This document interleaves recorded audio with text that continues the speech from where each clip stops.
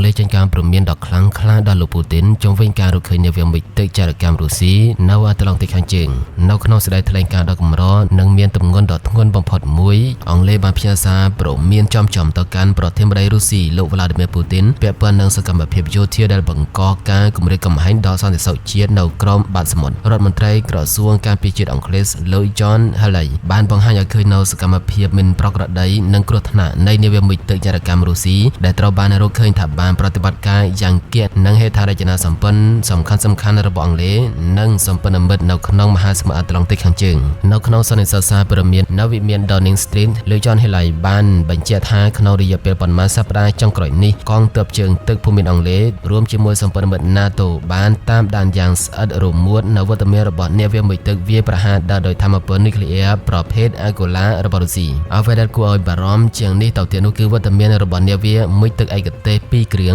ដែលស្ថិតក្រោមការបញ្ជារបស់ទីភ្នាក់ងារ Guji នៃក្រសួងការពារជាតិរុស្ស៊ី Guji ត្រូវបានគេស្គាល់ថាជាអង្គភាពសម្ងាត់បំផុតរបស់រុស្ស៊ីដែលមានជំនាញខាងធ្វើសង្គ្រាមក្រោមបាតសមុទ្រការកាត់ខ្សែកាបក្រោមទឹកនិងការដំឡើងឧបករណ៍ចរកម្មនៅជម្រៅទឹកជ្រៅលោក Healey បានបញ្ជាក់ថាក្រុមនាវាទាំងនេះបានប្រតិបត្តិការនៅតំបន់ដែលសម្បូរទៅដោយខ្សែកាបទំនាក់ទំនងអន្តរជាតិនិងបំពង់បង្ហូរប្រេងអ៊ូស្មានដែលជាសរសៃឈាមសេដ្ឋកិច្ចរបស់អឺរ៉ុបការព្រមានរបស់អង់គ្លេសនេះអ្នកជំនាញយោធាបានលើកឡើងថា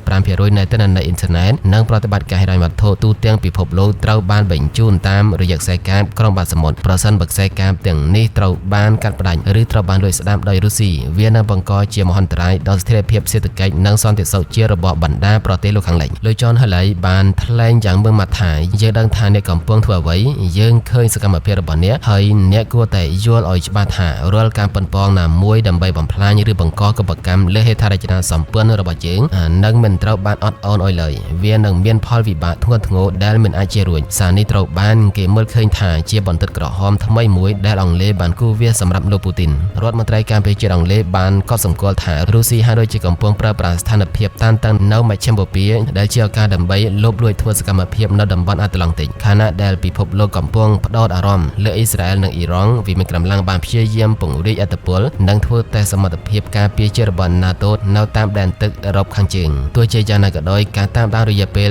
1ខែរហូតដល់មានការដកថយនៃនាវារុស្ស៊ីបានបង្ហាញថាប្រព័ន្ធការពារនិងការផ្ដល់សញ្ញាសម្ងាត់របស់អង់គ្លេសនិងសម្ព័ន្ធមិត្តនៅតែមានប្រសិទ្ធភាពខ្ពស់ក្នុងការបង្ក្រាបមហិច្ឆតាលួចលាក់របស់រុស្ស៊ីបន្ថែមលើសកម្មភាពក្រោមបាតសមុទ្រស្ថានភាពនៅលើផ្ទៃទឹកក៏មានភាពតានតឹងមិនចាញ់គ្នាដែររបាយការណ៍ពីសារព្រមាន The Telegram បានបង្ហាញថារុស្ស៊ីបានបញ្ជូននាវាចម្បាំងដើម្បីអមដំណើរនាវាដឹកប្រេងដែលស្ថិតក្នុងបញ្ជីទណ្ឌកម្មនៅពេលធ្វើដំណើរឆ្លងកាត់ច្រកសមុទ្រអង់គ្លេសនេះគឺជាការឆ្លើយតបដោយផ្ទាល់ទៅនឹងការប្រកាសរបស់នាយករដ្ឋមន្ត្រីអង់គ្លេសលោក Keir Starmer ដែលបានព្រមានថាចក្រភពអង់គ្លេសមានសិទ្ធិរឹបអូសនាវាទាំងឡាយណាដែលល្មើសនៅទណ្ឌកម្មអន្តរជាតិហើយធ្វើដំណើរចូលក្នុងដែនទឹករបស់ខ្លួនការបញ្ជូននាវាចម្បាំងមកអមដំណើរនេះគឺជាសញ្ញានៃការផ្កើននិងបង្ហាញថារុស្ស៊ីត្រៀមខ្លួនការពារកងនាវាស្រមុទ្ររបស់ខ្លួនទោះបីជាត្រូវប្រឈមនឹងកងទ័ពជើងទឹកអង់គ្លេសក៏ដោយនាវាភាពភូមិសាស្ត្រនយោបាយយល់ឃើញថាទំនាក់ទំនងរវាងទីក្រុងឡុងនិងទីក្រុងមូស្គូបានធ្លាក់ចុះដល់ចំណុចទាបបំផុតមិនធ្លាប់មានចាំតាំងពីសង្គ្រាមត្រជាក់មកអង់គ្លេសបានក្លាយជាប្រទេសឈានមុខគេមួយក្នុងការផ្ដល់ជំនួយយោធាដល់អ៊ុយក្រែនដែលធ្វើឲ្យរុស្ស៊ីចាត់ទុកអង់គ្លេសជាសត្រូវចម្បងក្នុងចំណោមប្រទេសលោកខាងលិចការព្រមានរបស់លោក Healey